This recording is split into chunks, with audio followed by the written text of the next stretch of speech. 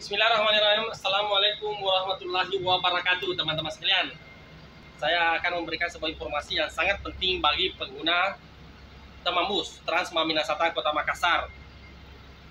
Teman-teman sekalian, per tanggal 31 Oktober Temambus resmi berbayar ya. Namun ada informasi yang sangat menarik ini, teman-teman sekalian. Yang pertama, lansia ya, lansia 60 tahun ke atas gratis ya. Hanya memperlihatkan KTP-nya seperti itu, tidak usah scan-scan lagi, hanya memperlihatkan KTP-nya.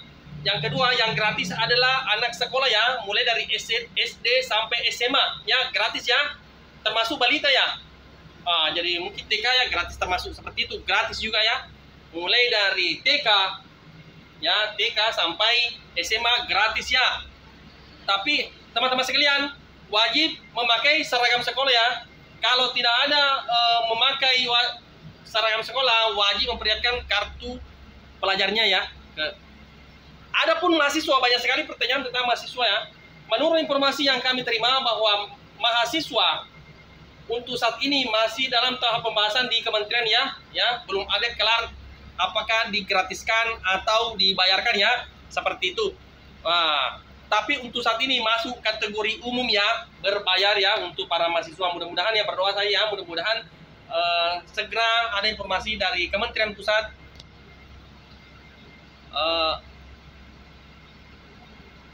ya tentang statusnya mahasiswa ya, apakah diberi kesempatan untuk gratis ya seperti itu.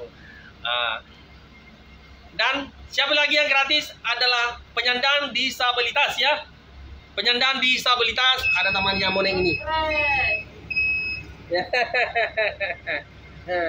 Penyandang disabilitas ya, atau penyandang cacat ya, masih gratis ya, tidak usah scan-scan lagi.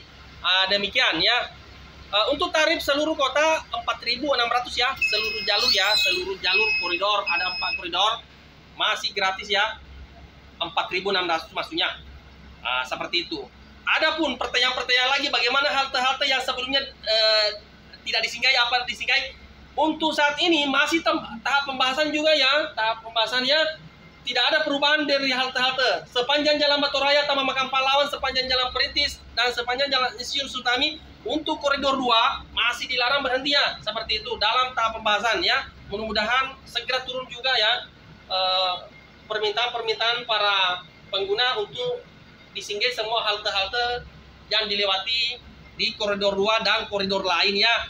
Jadi untuk koridornya tidak ada juga perubahan dari perubahan apa maksudnya, perubahan jalur ya, tidak ada. Untuk sementara masih seperti itu ya. Demikian ya.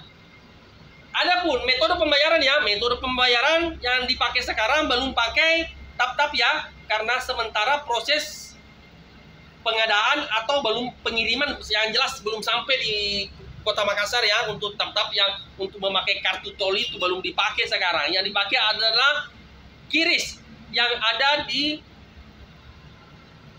aplikasi-aplikasi mobile banking dan aplikasi-aplikasi dompet digital ya.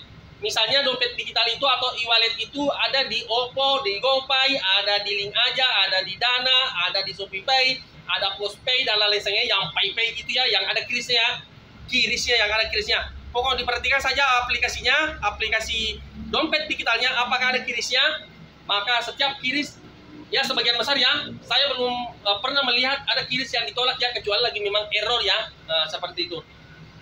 Seperti itu. Jadi metode pembayaran untuk saat ini dipakai adalah QRIS ya, yang di-scan ke barcode Temambus. Tarifnya Rp4.600.